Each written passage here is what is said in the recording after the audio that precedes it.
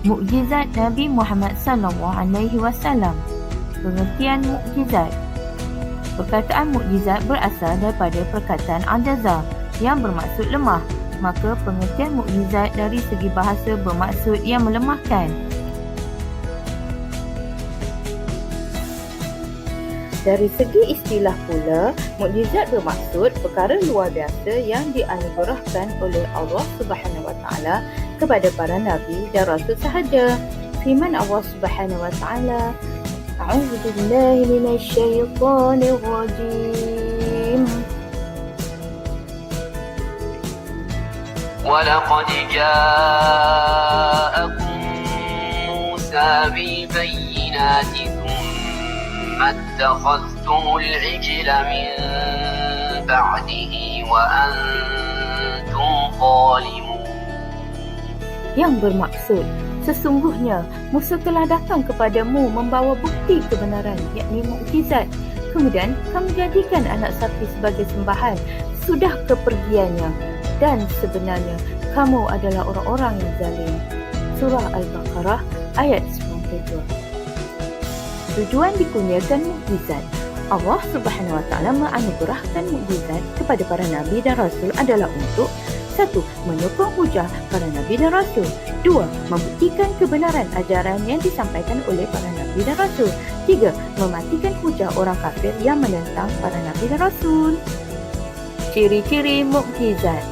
Kejadian yang luar biasa yang tidak dapat dicapai dengan akal.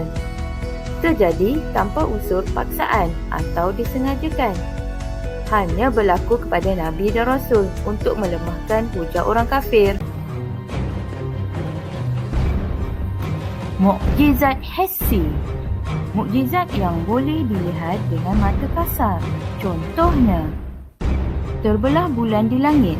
Kurun ke-9, orang kafir Quraisy meminta Rasulullah SAW membuktikan kenabian baginda dengan membelah bulan menjadi dua bahagian. Rasulullah bersabda, sekiranya aku dapat lakukan seperti yang kamu minta, adakah kamu akan beriman?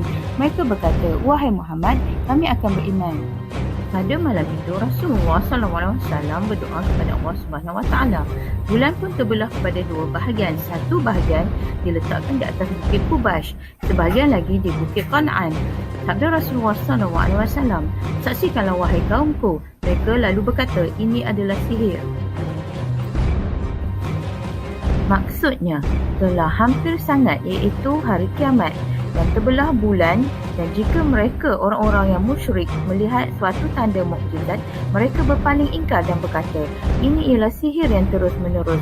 Surah Al-Qamar ayat 1 hingga 2. Melambatkan matahari terbenam.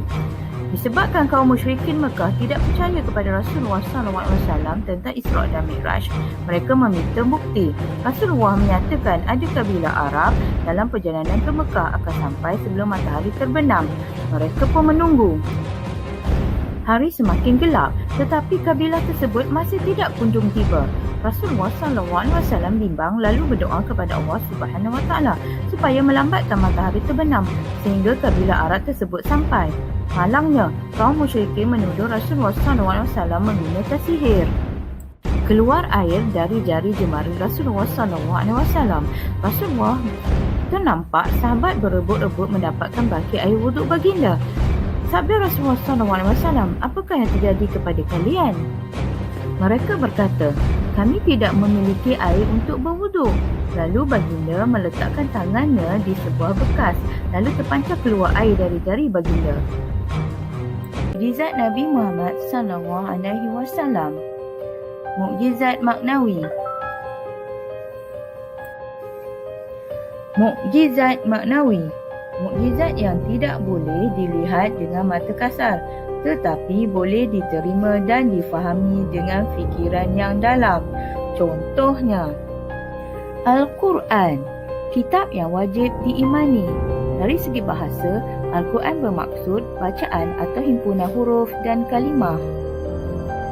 Dari segi istilah pula, Al-Quran adalah kalam Allah Subhanahu Wa Taala yang diturunkan kepada Rasulullah SAW melalui perantaraan malaikat Jibril.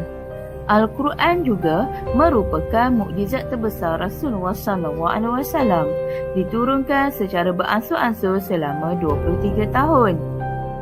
Diturunkan pada 17 Ramadan di Gua Hira, mengandungi 114 surah yang terkandung dalam 30 juzuk. Peringkat penurunan Al-Quran. Peringkat pertama, Allah Subhanahu Wa Taala menurunkan Al-Quran daripada Lauh Mahfuz ke Baitul Izzah, iaitu langit dunia. Bismillahirrahmanirrahim. Inna anzalnahu fi lailatul qadr. Sesungguhnya kami telah menurunkan Al-Quran ini pada malam Lailatul Qadar. Surah Al-Qadar ayat 1.